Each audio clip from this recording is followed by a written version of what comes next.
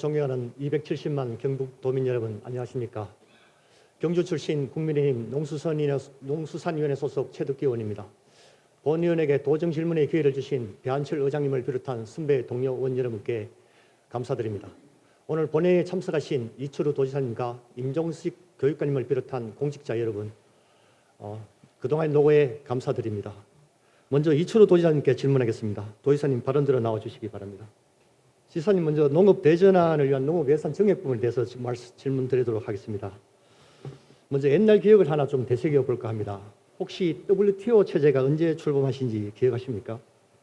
예. 가트 체제에서 우리 우루과이 협상을 거쳐서 95년 1월 1일부터 WTO 체제가 출범하였는데 우리 가트 체제와 WTO 체제의 차이점에 대해서 간략하게 설명해 주시겠습니까? 예. 48년도에 국제 무역을 장려하고 무역 장벽을 없애기 위해서 가트 체제가 출발했는데 가트 체제는 강제 조항이 별로 없습니다. 그래서 WTO는 안전하고 영구적으로 해야 된다, 빠르고 효과적으로 해야 된다. 그래서 강제 조항을 많이 넣었고 제소할 수 있는 권한을 넣었기 때문에 훨씬 강한 조치가 되었습니다. 그런데 지사님, 혹시 이때 이제 1차 산업 종사자인 농축수산업에 종사하시는 분들이 반응에 대해서 기억하시는 분 계십니까? 예.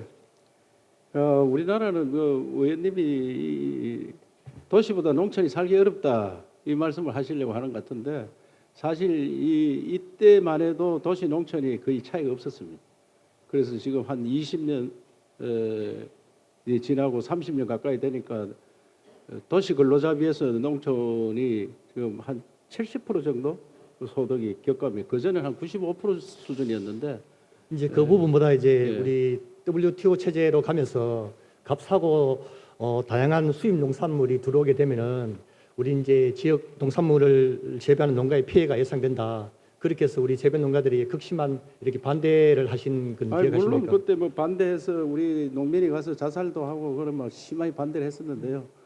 저도 그 강경을 잘 알고 있습니다. 예. 그 당시에 그럼 정부에서 개방을 했을 경우 어려움에 대한 대책으로 추진한 정책 혹시 기억나는 거 있으십니까? 예, 1년에 뭐 1조씩 해서 농업 정책을 추진하고 있는데 그 정책이 아직까지 크게 실효성을 발휘하지 못하고 있는 걸로 알고 있습니다. 근데 이제 저 본 의원이 이제 그때 당시에 뭐 농기계 반값 정책도 추진한 그런 기억도 있습니다만은 그 당시 이제 아까 조금 전에 이제 우리 지사님께서 말씀하시다시피 우리 그 WTO 출범 당시에 도농 간 소득 격차에 대해서 혹시 알고 계시는 거 있는지? 예, 아까 말씀드렸지만 그때는 95년도는 한 95% 수준, 도시 근로자하고 농가 소득 차이가 거의 안 나는 걸로, 농가 소득이 2,200이고 도시 근로자는 2,300이었는데 지금은 한 70% 수준으로 차이가 나는 것 같습니다. 예. 그래서 이게 이제 우리 좁은 국토, 부족한 자원의 한계로 수출만이 살 길이다. 우리나라가 잘 살기 위해서는 시장 개방은 필연적이다라는 이러한 사회적 합의에 따라서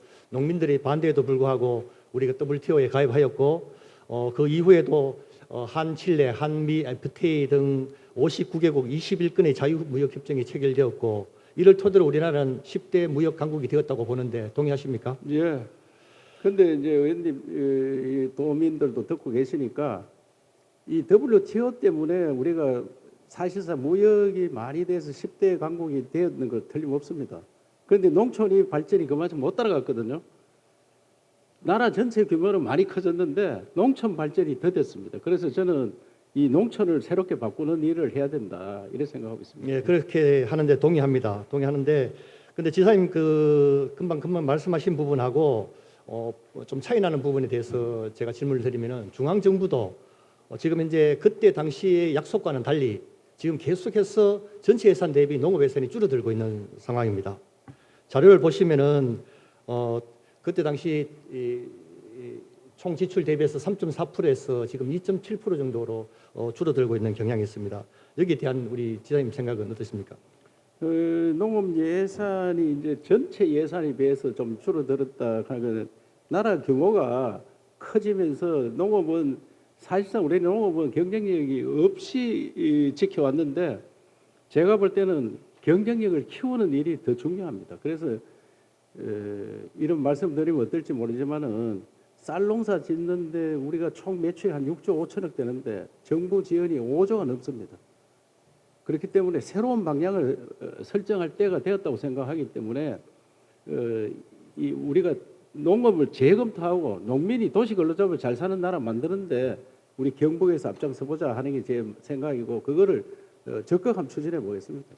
이제 경북에서 그렇게 앞장서신다고 하시는데 예. 현재 경북의 상황도 이렇게 예산에 대해서 이렇게 한번 살펴보면은 2023년도 우리 경상북도 농업 예산이 1조 원을 넘으셨다고 말씀하시는데 도 전체 예산 대비는 9.3%에 불과하고 또 이마저도 우리 전체 예산의 37%에 달하는 것이 약 4천억 원 가까이가 직불제 관련 예산으로 농업 분야의 다양하고 경쟁력을 키우는 그런 투자라고 보기에는 어렵다는 그런 판단이 듭니다.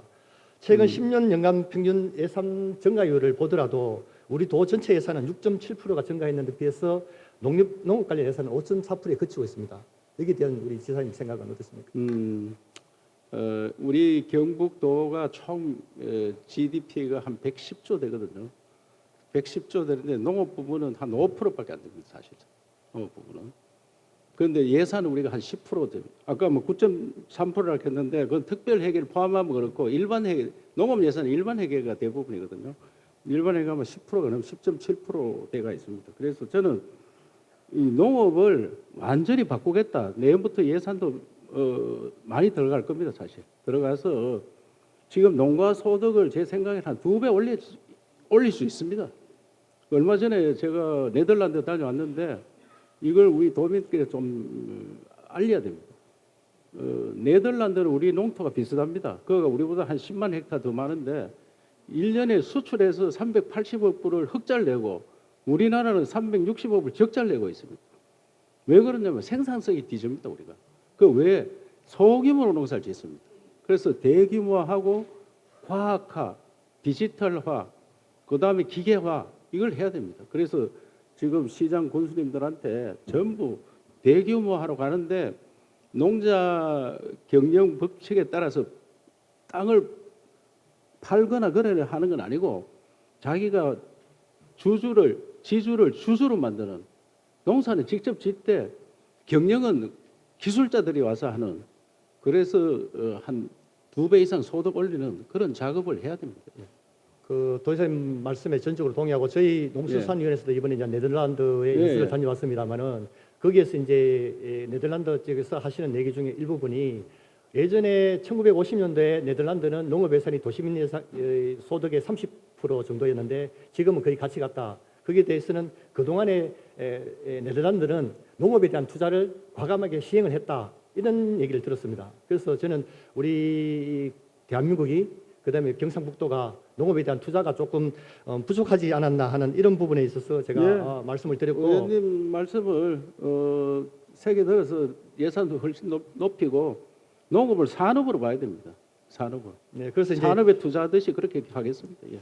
이제 이제 본인의 생각은 지난 이제 FTA 이후에 WTO 이후에 한 30년 정도의 시간이 흘렀기 때문에 그동안에 이제 수출을 통해서 우리나라 이렇게 잘 살게 되었고 부를 축적했다면은 이제는 이제 농업 분야에 대한 투자가 좀 필요하다.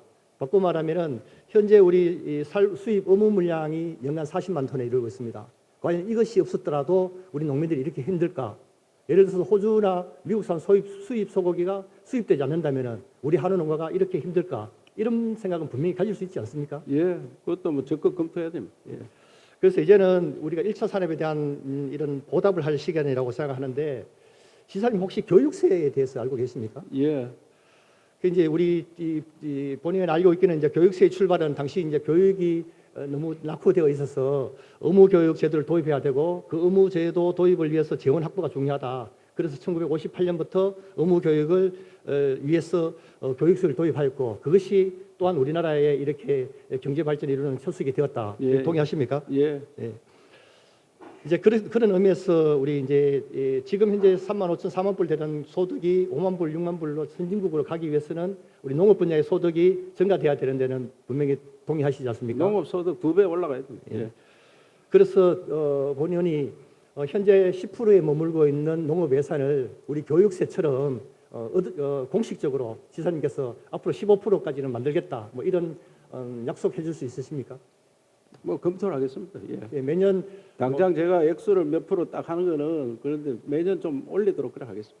예. 그게 이제 당장 올해에 뭐 15%까지 안 되더라도 예. 매년 1%씩 해서 최종 목표를 15% 간다든지 이렇게 하지 않으면은 예산실에서 예산 편성하다 보면 여러 부서에서 각종 민원이 예. 올라오기 때문에 농업 대전환을 위해서는 투자를 할 수밖에 없고 저는 농업도 소득을 올리지만 농촌의 그 집도 바꿔야 된다 생각하고 지금 연세 많은 어른들이 계시기 때문에 경로당 이런 시설을 공동 치사하고 또 겨울에 잠도 같이 잘 수 있는 정말 안락한 그런 농촌을 바꿔야 된다 생각하기 때문에 투자를 많이 올리겠습니다. 예. 예산에 대해서는 이 정도로 마무리하고 지사님께서 추진하고 계시는 농업 대전환 정책에 대해서 이제 아까 조금 전에 말씀하셨는데 이제 지주가 주주가 되고 예, 예. 뭐 경영은 이제 농민이 하시는다는데 이 부분이 농민이 농지를 소유해야 된다는 경자 유전의 원칙에 아니 조금 그거는 문제가 원칙 되지 않느냐. 위배를 뭐 헌법 조항이기 때문에 위배할 수가 없고요. 그거는 땅 주인이 땅을 가지고 있는데 내 땅이라 해서 내가 마음대로 뭐 안 하겠다. 그래 특히 지금 이모작 해야 되는데 이모작 못 하잖아요. 힘들기 때문에 대규모에서 기계로 해서 이모작도 하고 그다음에 땅에 쓸모없는 땅에 스마트팜하고 식물 공장 만들고 이런 고도의 경영으로 같이 하겠다. 농사 짓는 분은 좀 편하게 농사 짓도록 해드리겠다 이런 생각입니다. 이제 그 부분이 이제 농사를 짓는 분들이 규모의 경제를 하기 위해서는 여러 가지 제도적으로 확인받아야 되는 서류들이 사실 조금 있습니다. 현장에서는. 그런데 지금 현재 2005년도부터 살소득 직불제가 시행이 되면서 작용 8년 양도세 폐지라는 그런 조항이 있습니다. 알고 계시죠? 그것 때문에 임대차 계약서를 현장에서는 잘 안 써줍니다. 임대차 계약 없이 법에 어긋나지 않게 기술적으로 할 수 있습니다. 이제 그 기술적인 부분이 어떤 부분인지에 대해서는 이해가 제가 조금 부족한데 아니 그러니까 여기 있는 우리 의원님들이 땅을 가지고 있으면은 이 땅은 주인들은 좀 편하게 농사 짓는 물결을 본다든지 농사를 짓는 겁니다. 그러나 제가 기술이 있으면 제가 공동으로 이 농사를 여기는 뭐 심고 여기는 뭐 심고 뭘 하자 이렇게 할 수 있으면 그러면 주인들은 나도 농사를 짓는 겁니다. 같이. 그렇기 때문에 직불복 받는데 전혀 지장이 없습니다. 이제 그러면 경영자의 입장에서는 또 이제 그 규모의 경제를 하기 위한 농사 짓는 사람이 필요한 부분들을 지원받기에는 또 부족한 부분이 있거든요. 예를 들어서 우리 그 타작물 재배 지원이라든지 여러 가지 농기계를 받기 위해서는 제가 작용할 수 있는 그 프로테이저가 30헥타르라는 기준이 필요합니다.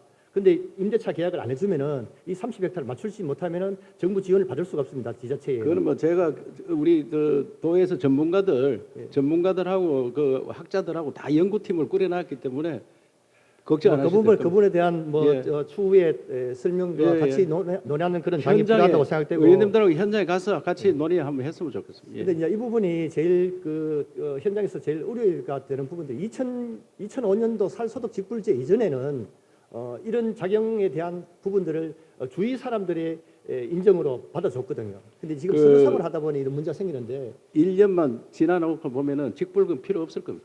왜 그보다 훨씬 더 소득이 높아지면은 직불금 받으려고 그걸 못 하겠느냐 이래 될 정도로 만들어내겠습니다. 하여튼 지사님의 농업 대전을 통해서 농업 부분에 대한 발전을 약속해 주셔서 감사를 드리고 다음은 하천 퇴적물 처리 방안에 대해서 질문을 드리도록 하겠습니다. 호우로 인한 피해 사항을 보면 하천 퇴적물이 유수에 영향을 끼쳐 피해를 키운 경우가 많다는 민원이 있는데 혹시 지사님 알고 계십니까? 그래서 환경청을 우리한테 넘기도록 하는 겁니다. 10,000제곱미터 이상 되면은 하천 이 하상 우리가 좀 쳐내려고 하면은 허가를 안 해줍니다. 이 사람들. 먼저 우리 의원님하고 경주 가서 범람했는 지역 3번 받고 맞았습니다. 그래서 이걸 그때 제가 고소하려고 하다 놔뒀는데 정말 이거 바꿔야 됩니다. 한 군데 예를 들어보겠습니다. 자료 한번 보여주시죠. 이게 이제 우리 경주 두산대교 설계 도면입니다. 요 설계 도면을 보면 다리 높이가 5.9m로 되어 있습니다. 그런데 현재 현황 요 다음 사진 보여주시죠. 이게 현황 사진입니다. 이게 5.9m, 6m에 이르는 다리가 지금 이제 다 묻혀버리고 1.1m 남아 있습니다. 자갈과 모래가 퇴적되었어. 근데 이거 보시고 어떤 생각 드십니까, 도지사님? 저도 저걸 현장에 봤는데 저걸 준설하려고 하면 환경청에서 허가를 안 해주는 겁니다 지금. 그래서 이 말이 되느냐? 그래서 강력하게 항의했고 대통령 앞에서도 저런 걸 보여드리고 우리한테 권한을 달라. 이래서 지금 권한을 받는 거를 지금 국무총리실에서 조정을 하고 있습니다. 그래서 이러한 관계로 이제 집중호시 하청 기본계획상 통수량이 있습니다. 예. 예를 들어서 이게 이제 전체적인 관계인데 통수량이 하청 기본계획상 100이라고 하면은 지금 현재 퇴적물이 쌓여 있기 때문에 30 정도밖에 이게 통수량이 안 됩니다. 그러면 뭐 10년, 50년, 100년 단위로 홍수에 대비해서 해놨는데 30mm만 비가 와도 저거는 더 이상 통수가 되지 않습니다. 그래서 저 다리빨 저거 다 없애야 됩니다. 예. 근데 자 그러면은 지금 이 상황에서 도지사님께서는 하천 그 환경청 얘기를 말씀하시는데 그럼 이렇게 해서 피해를 본다면은 이게 인재입니까 자인재입니까? 그래서 이제 이 인재라 하는 것도 어느 정도 이제 하는데 저걸 비가 이번에는 뭐 무슨 10만 년 단위로 왔다는 이거 포항에 84만 년 올동말동하는 비가 왔다 이러는데 그래서 지금 그걸 조사를 하고 있는데 다 아니 이제 그 인재로 부분은 보기는 어렵다. 그 부분은 예. 저 다리가 저기 승상적인 하천에 준수를 안 해서 계속 저래서 사고가 생기면은 그거는 책임을 물어야 되겠죠. 예. 그래서 그 부분이 예. 뭐 우리 경상북도의 책임이 아니라고 하면은 환경청의 책임이라고 하면은 그 피해를 받으신 도민들 지역 주민들과 함께 환경청에 손해배상이라도 청구해 주셔야 되는 거 아닙니까? 글쎄 저거로서 이제 측정하기가 매우 힘들더라고요. 그래서 저들한테 권한이 오면은 저걸 하시라도 준수를 할 수 있도록 그렇게 조치하는 게 빠르다고 생각합니다. 네, 뭐 일단 그 도지사님 좀 이렇게 이해도를 좀 높여주시고 예, 예. 앞으로도 여기에 대한 부분도 신경을 계속 관심을 가져주시기를 말씀을 드리고 요거와 비슷한 내용에 대해서 한 가지 더 질문드리겠습니다.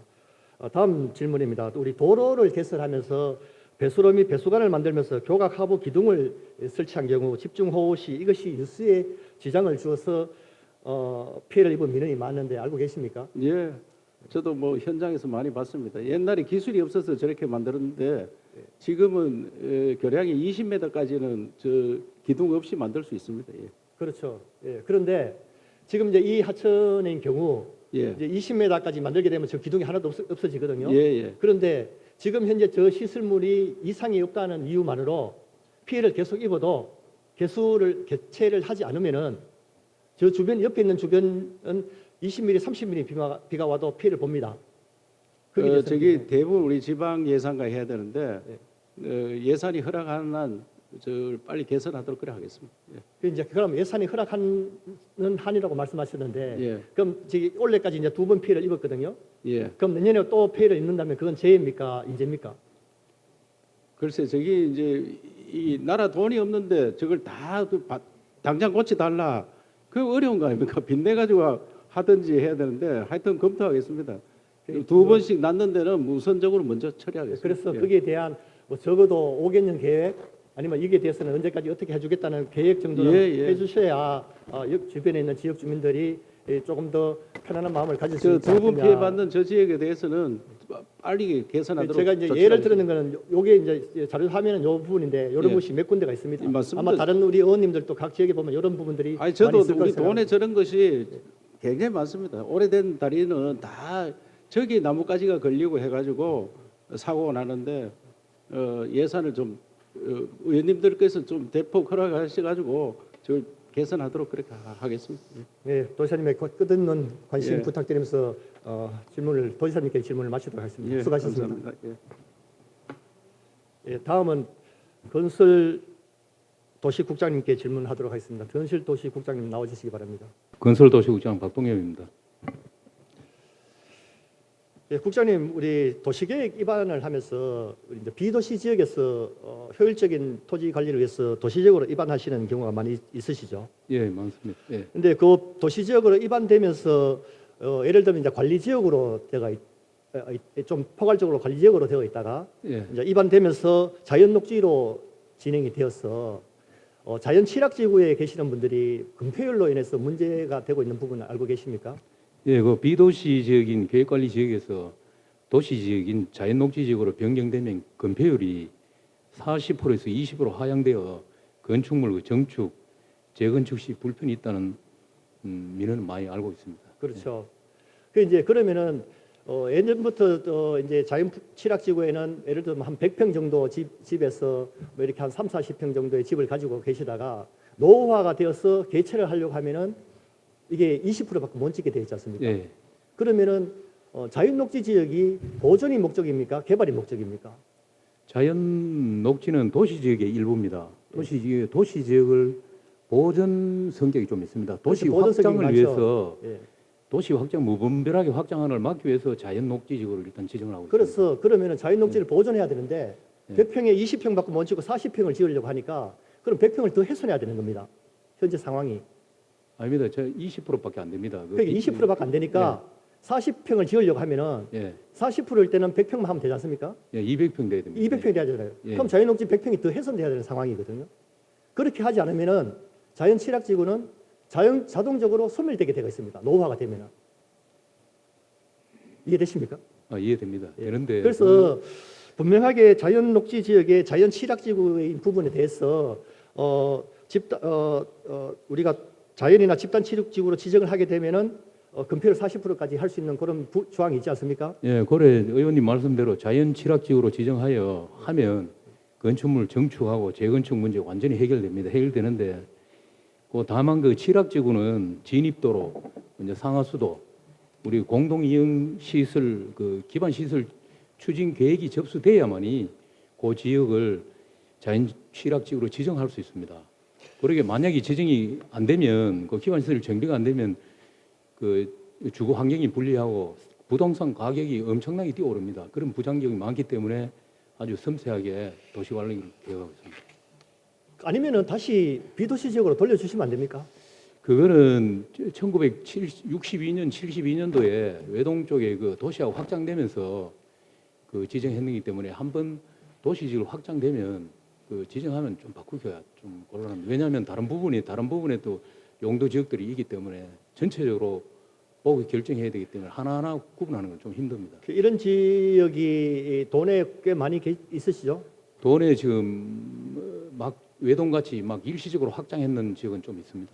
네. 그래서 이게 이제 민원이 많다는 얘기는 우리 도민들이 그만큼 불편을 감수하고 있다고 있는 상황이니까 물론 이 부분이 도시계획 심의위원들의 어떤 결정을 따라야 되는 부분이라서 행정적으로 할 수 있는 부분들이 제한이 될 수 있지만 전향적으로 우리 행정에서 적극적인 관심을 가져준다면은 해결될 부분도 있다고 생각되니까 전향적인 유연한 그런 판단을 좀 기대하겠습니다. 예, 경주시에서 그 기반시설 관리계획 수립하고 우리한테 요구를 하면 우리 검토해서 위원회에 올리겠습니다.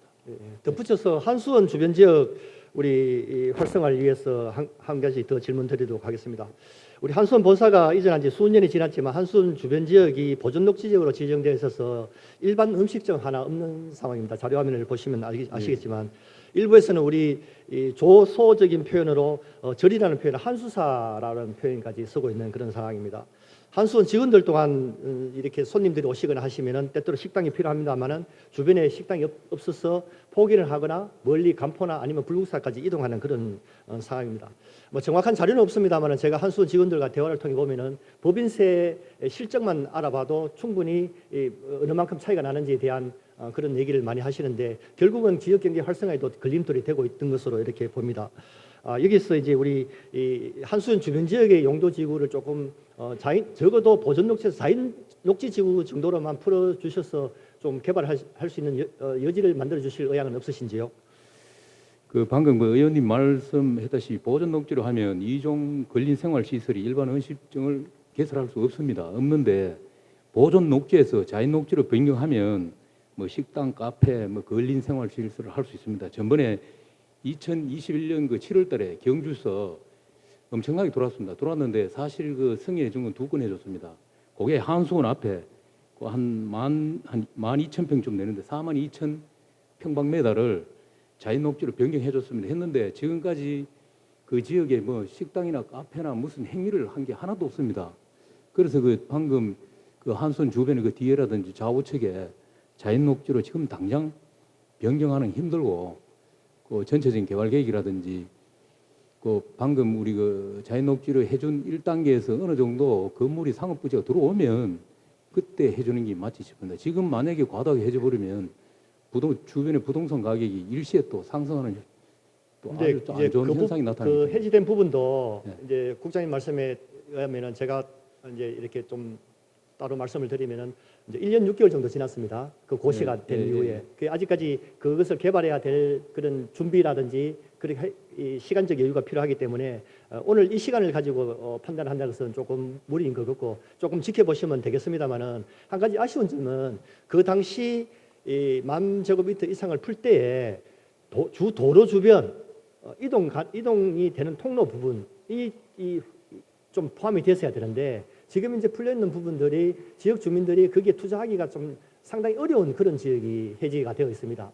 그래서 전체적인 테두리보다는 도로 주변의 접경 지역에서부터 뭐 한 15m, 20m 정도 그렇게 해서 100m, 200m 정도 이렇게 해주셨으면은 지금보다는 좀 더 나은 결과가 있었지 않겠냐는 아쉬움이 있습니다. 예, 추후에 그 지역 주민들하고 경주시에서 도로 주변에 다시 입안해가 올라올 경우에 우리 적극적으로 검토하도록 그래야겠습니다. 예, 적극적인 검토를 부탁드리고 다음 질문 드리겠습니다. 우리 울산 접경 지역 도로 정체 문제가 지금 나날이 심각해지고 있습니다. 이 구간은 사진에서 보시는 바와 같이 일평균 통행 대수가 약 4만 대에 이르고 있습니다. 근데 이런 정체 현상이 일어나는데 저 자료에 보시면은 아시겠지만 울산 쪽 방면에는 지금 6차선입니다. 편도 3차선에서 6차선이 더 있는데 딱 경주시 경상북도 경계선에 이르면은 4차선으로 줄어들고 있습니다. 물론 국도의 경우에는 국가가 관리 책임이 있으나 인근 울산시의 경우에는 광역시인 관계로 시비를 투입하여 6차선으로 완공한 것으로 알고 있습니다. 우리도 국토관리청에 신청을 받으면은 몇 층에서 혹시 이렇게 확장할 수 있는 그런 여지는 있으십니까? 예, 그 주변에 대해서 간단히 설명드리겠습니다. 그 7번 국도는 만성적인 그 정체구간입니다. 정체구간이고 지금 현재 방금 그 이야기한 울산에서 우리 경주시계까지는 6차로 확장됐습니다. 그는 광역도로로 지정받아서 국비 50, 지방비 50에서 완료됐는데 그때 그 당시에 경주는 대도시권역이 포함이 안 돼서 광역도로가 제외됐습니다. 그거 이제 제외됐기 때문에 지금은 할 수는 없고 그래서 부영 아파트 지을 때 우리 전체 남은 게 2.6km입니다. 그 4차로 남은 게 부영 아파트에서 1.2km 기부 체납으로 지금 공사 곧 착공하고요.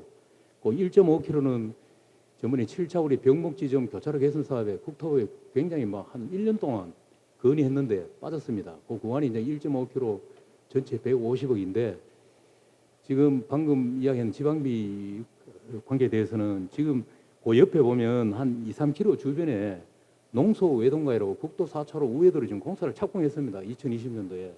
그 28년도 준공하는데 그 기간이 이제 23년부터 8년까지 한 7년 정도의 주민들이 불편함을 느끼는데 그거는 근데 그 도로가 개설된다고 이 부분이 울산광역시에는 6차선이 돼가 있고 예. 도 경계가 넘어오면 4차선 되어서 교차로까지 이런 형태가 유지된다면은 상대적 박탈감은 주민들이 가질 수밖에 없고 지금 이 부분이 도로 교통량을 보면은 4만 대 중에서 승용차도 꽤 많이 있습니다.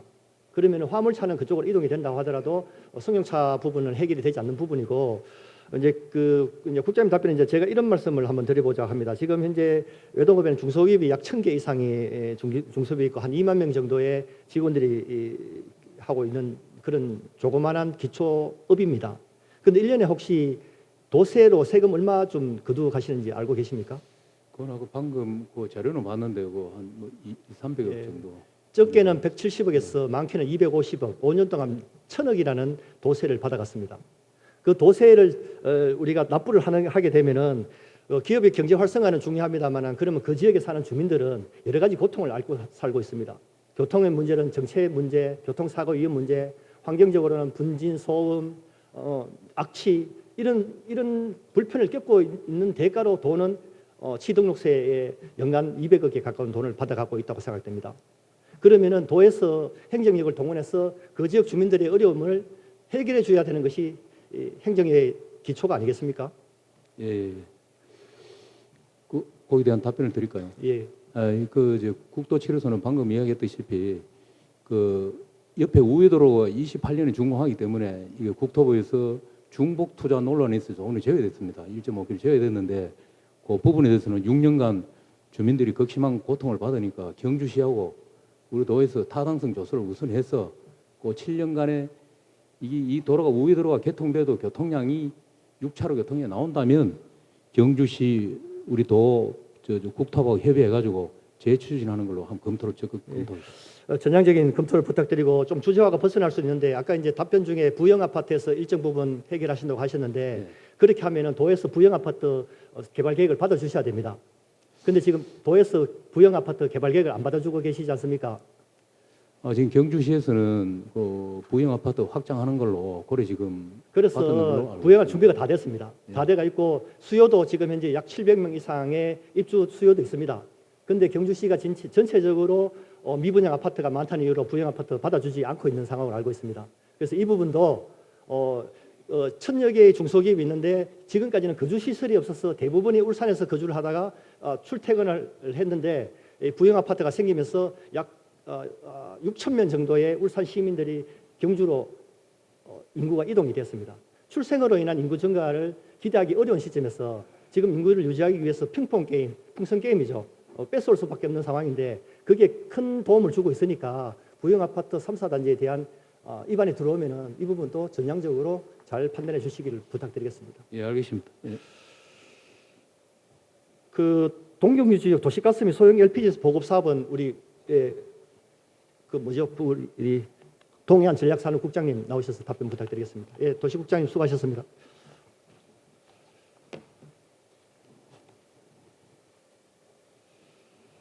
예, 동해안 전략산업국장 장사길입니다. 예, 국장님 아까도 이제 제가 도세를 가지고 이렇게 말씀을 드렸는데 우리 이제 종교는 우리 울진의 김은석 의원님도 계십니다만은 월성 원전에서 1년에 지역 실질세를 약 286억 정도 내고 알고 계시죠? 예, 맞습니다. 그런데 그 주변의 생활 인프라에 대해서 혹시 알고 계십니까? 아까 우리 의원님께서 동경주 지역의 정규 여건이 좀 많이 열악하다는 말씀을 하셨고 저희들도 인지하고 있습니다. 예.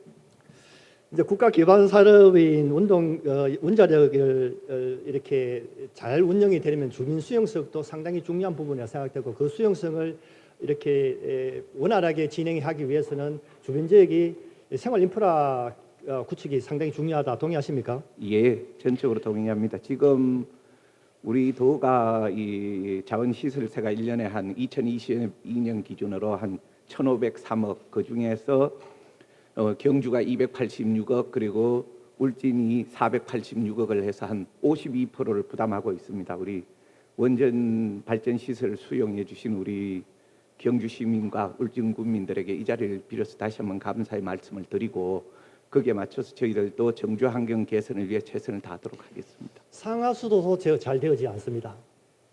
도시가스도 없습니다. 이것이 대한민국의 경제 발전의 원동력이 된 원자력을 가진 주변 지역의 현실입니다. 지역 자원 시설세 어떻게 쓰고 계시죠?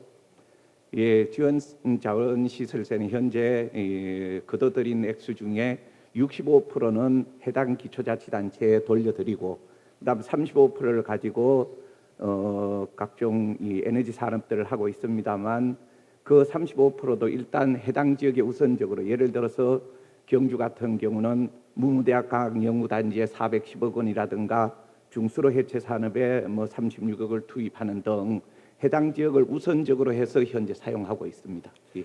그 이제 의미 없이 지자체에 65% 이관하는데 도지사님 우리 그 도세도 65% 해당 지역에 좀 돌려주십시오.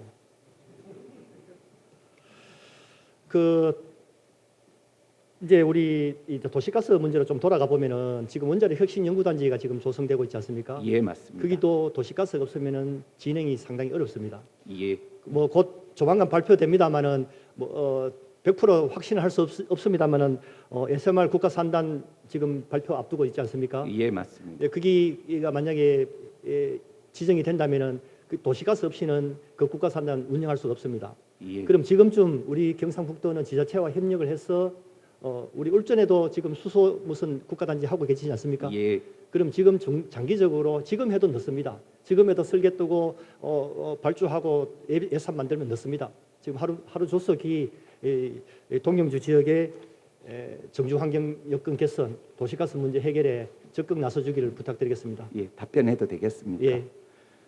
현재 그 우리 경상북도의 도시가스 보급률은 한 69.4%쯤 되는데 경주가 한 79.6%로 상당히 높습니다. 하지만 유감스럽게도 현재 동경주 지역에는 도시가스가 보급되지 않고 있습니다. 저희들이 외동에서부터 이 동경주로 도시가스를 끌어가려고 하니까 한 17km 정도 되어서 한 85억 정도의 예산이 부담될 것으로 생각하고 있습니다. 현재는 한 2,500세대 정도가 되어서 저희들 판단하기에는 소규모 LPG 이 배관 산업으로 이 문제를 단기적으로는 해결하고 추후 강문화단지가 들어선다든가 SMR 산날이 들어서면 주민이 좀 더 늘어나게 되면 저희들이 도시가스 배관을 연결하도록 하겠으며 앞으로도 그 주변 지역에 아파트 세부 사업에 대해서는 따로 논의를 하시고 거기 예. 이제 소형 LPG 사업하고 도시가스 부분은 구분이 되어야 됩니다. 이 부분하고 합쳐서 얘기할 부분 아니니까. 그리고 금방 그 넘어가는 그 비용이 85억 하셨는데 1년에 월성원전에서 286억 냅니다. 그 85억 아무것도 아닙니다. 여기 비하면은. 어떻게 하겠냐는 정책의 의지의 문제라고 생각합니다. 예, 그 민간 부담이어서 그런데 어쨌든 저희들이 최선을 다하도록 하겠습니다. 예, 국장님 수고하셨습니다. 예, 감사합니다. 다음 복지건강국장님 나오셔서 답변 부탁드리겠습니다. 국장님, 우리 지난 임시회에서 우리 존경하는 김대전 의원님께서 5분 자유 발언에서도 언급하신 부분입니다만 우리 도는 인구 1000명당 의사 수가 전국 최하위 수준이며 충분한 의료 서비스가 공급되면 살 수 있었던 치료 가망 사망률도 전국에서 가장 나쁜 실정입니다. 알고 계시죠?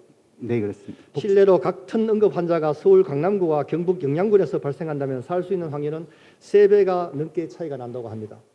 도내 238개 읍면 지역 중에서 병원이 없는 읍면이 몇 개나 되는지 혹시 보고받거나 알고 계시는 거 있으시면 말씀 부탁드립니다. 도내에는 238개 읍면이 있습니다. 그 중에서 54%가 읍면 중에 읍면 54%가 그 병원이 없습니다. 네, 절반 가까이가 지금 병원이 없는데 그러면 이 병원이 없는 읍면에 살고 계시는 우리 도민들은 배탈, 설사, 감기가 나면은 인근 읍면으로 가야 되는 상황이죠. 네, 그렇습니다. 도내 공공의료기관 공중병원이 정원 313명 중에서도 현재 29명이나 정원을 채우지 못하고 있습니다. 원인은 무엇이고 앞으로의 대책이 있으십니까? 지금 현재 1996년 이래로 의대 정원이 3,000명 선으로 동결되어 있습니다. 그리고 그 전체적으로 의대를 갖다 지금 현재 의과대학에 진학한 학생들의 숫자가 대부분 여성 비율이 는다는 거. 그 다음에 96년에서는 그때는 그 공보위가 3년이었고 현역도 거의 3년이었습니다만 지금 현재는 공보위는 3년, 그다음 현역은 1년 6개월입니다. 그에 따라서 현역을 선호하는 경향도 나타나고 있습니다. 그래서 이제 한때는 우리가 열악한 지역 의료기관의 보충적 역할을 해오던 우리 보건소가 이제 그 역할이 많이 축소되었죠. 한동안은요. 그렇게 하다가 이제 요 근래 들어서 다시 이제 보건소 역할이 재조명되는 그런 상황이지 않습니까? 지금 작년도 같은 경우에 특히 코로나가 심했기 때문에 보건소 인력의 일부 빼서 특히 응급 의료기관을 갖다 넣어줬어야만 됐습니다. 그래서 그런데 지금 이제 그 코로나가 일정 정도 이제 일상 회복으로 가는 과정 속에서 보건소의 기능을 갖다 기존에서는 이제 코로나뿐만 아니라 기존의 치료에서 예방, 건강 증진, 그다음에 IoT, 그다음에 이 원격 진료와 같은 범위로 국장님, 확대되고 지금 있습니다. 그 보건소의 역할에 대해서 말씀드리자고 하는 상황은 아니니까 혹시 공중보건 장학제도에 대해서 알고 계십니까? 네, 알고 있습니다. 이제 우리 77년부터 96년까지 시행하다가 이제 지원자 감소하고 공중보건 의사가 배출되면서 한 20년 동안 중단되어 왔다가 이제 다시 그 역할에 대한 필요성으로 19년도부터 부활했는데 지금 제대로 자리 잡지 못하고 있죠. 우리 도의 상황은 어떻습니까? 2019년도부터 전 국가적으로 20명을 매년 모집했습니다만은 실제로 모집된 인원 50% 정도의 10명이 되었습니다. 우리 도에서는 지금까지 2명이 이 혜택을 받아 지금 현재 졸업하고 유예 상태에 있습니다. 지금 그 각종 언론에 보면은 지방 의료원에서 의사를 구하지 못해서 여러 가지 당근책을 제시하고 계시는 것도 알고 계시죠? 네, 저희들도 좀 하고 있습니다. 예, 뭐 속초는 최고 4억까지 연봉을 준다 해도 지원자가 있느니 없느니 이런 상황인데 지금 논의되고 있는 공공의대 설립이 만약에 가능하더라도 앞으로 10수년 내로 의사가 배출되기는 힘든 상황이 아닙니까? 저희들도 지금 그 안동 포항의료원은 4명, 그다음 안동의료원 4명 등 해서 지금 그 봉직 의사 자체가 지금 충분히 안 되고 있습니다. 이와 관련하여 저희 도에서는 이번 근본 추경에 30억 원 확보하여 의사를 갖다가 그 경북대 병원, 그다음 계명대 병원, 그다음에 영남대 병원, 대구 가태luc대 병원, 파티마 병원 대구 시내 6개 대형 병원과 MOU를 체결하여 거기에서 퇴직하신 분들, 특히 대학 교수님들 중심으로 해서 일령님들 갖다가 영입을 하려고 하고 있습니다. 예, 뭐 좋은 아이디어인 것 같습니다. 그런 부분도 필요하고 또 이제 새롭게 배출되는 의사가 필요한 부분이 있으니까 공중보건 장학제도에 대한 이해도를 좀 더 높여줄 필요가 있다. 고3 수험생들한테 대학을 졸업할 때까지 전문의를 딸 때까지는 경상북도에서 100%다 용돈까지 다 주겠다. 예? 예, 수업료도 주고 용돈도 주고 공부시켜서 그 대신에 졸업하고 나서는 경상북도에서 의사를 좀 해달라.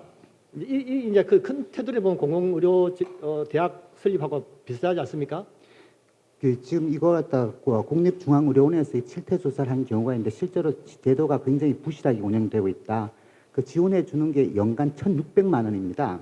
그렇죠. 그런데 그게 부족하니까 네. 지금 잘 안 되고 있지 않습니까? 네네. 그러면 잘 되게 하기 위해서는 어떤 부분이 필요한지, 돈이 필요하면 돈을 더 들이든지, 제도가 필요하면 제도를 보완하든지, 그렇게 하지 않으면은 지금 이 무너지는 지방의 의료 체계를 막을 수가 없습니다. 저도 깊이 동감을 합니다. 그렇지만 기본적으로 공공의대라든지 저희 포스텍 의대라든지 우리 도에서 추진한 지역인들이 의학 의사가 되어서 전체 지방 의료를 책임져야 된다 생각합니다. 그래서 하여튼 이런 부분에 대해서 지금 당장 할 수 있는 부분은 본 의원이 생각하기에는 짧은 소견인지 모르겠습니다만은 그런 당근 제도를 통해서 지역의 고등학생들을 의대에 보내고 거기에 대한 지원을 해주고 그 졸업생들이 다시 돌아와서 경상북도의 의료 체계를 유지해 줄 수 있는 것이 최선의 방법이라고 생각되는데 거기에 대한 부분도 좀 면밀하게 검토해 주시기를 바랍니다. 그 의원님 말씀을 갖다가 다시 복지부하고 또 조금 더 강화된 인센티브, 교육의 단기 교육 프로그램이라든가 만들도록 노력하겠습니다. 예, 복지건강국장님 답변 감사드립니다. 자리로 돌아가셔도 좋습니다. 다음은 임종식 교육감님께 질의하겠습니다. 교육감님 발음대로 나와주시기 바랍니다. 최덕기 의원님께서 도정 질문 시간을 초과로 보충 질문 시간 10분을 활용하도록 하겠습니다. 예, 의장님 감사합니다. 죄송합니다, 의원님. 간단하게 말씀드리겠습니다. 우리 도내 학생들 통학 여건에 대해서 질문드리겠습니다. 예. 우리 교육과 보육에 대한 국가의 책임이 점점 강화되어야 한다는 여론들이 있습니다. 거기에 대한 우리 도의사님 생각은요? 예, 저도 동의하고 공감합니다. 특히 이제 그 대중교통을 이용하기 불편한 읍면 지역에 있는 초중 고등학생들이 학교 가기가 불편한 상황 알고 계시죠? 예, 여러 가지 지금 방안을 지금 가지고 계시죠? 예, 예. 근데 그 방안이 부족하다고 생각이 되는데 앞으로의 방안에 대해서 어떻게 생각하십니까? 학교의 통학버스는 사실 통폐합 학교의 그 폐합 통합된 학교 학생들을 위해서 그동안 운영을 해왔습니다. 그런 기준이 없었는데 21년도에 박채아 의원님 그 대표 발의를 해서 학생 통학 지원 조례가 만들어졌습니다. 그래서 그 이후에 제가 지난번 공약에도 에듀버스, 에듀택시를 공약으로 해서 지난해부터 해마다 9월 달에 학교에 신청을 받습니다. 이런 버스가 필요한 학교, 또 택시가 필요한 학교를 신청을 받아서 심사위원회를 통해서 선정을 하고 있습니다. 예, 질문 마치도록 하겠습니다. 도지사님, 제가 어릴 때 학교 영화를 보면은 외국 영화 보면은 노란색 버스가 집 앞에까지 학생들을 태워주고 가는 그런 광경을 제가 기억을 하고 있습니다. 예, 예. 우리 이 관내 초중 고등 학생들도 학교 가는데 불편해서 어려움을 겪지 않았으면 좋겠다. 이런 데 대한 알겠습니다. 책임 있는 행정을 좀 부탁드리겠습니다. 알겠습니다. 예, 예. 그렇게 노력하겠습니다. 예, 의원님 여러분, 다소 시간이 지체된 부분에 대해서 죄송하다는 말씀을 드리겠습니다. 죄송합니다. 이상으로 본 의원의 도정 질의를 마치도록 하겠습니다. 경청해 주셔서 감사합니다.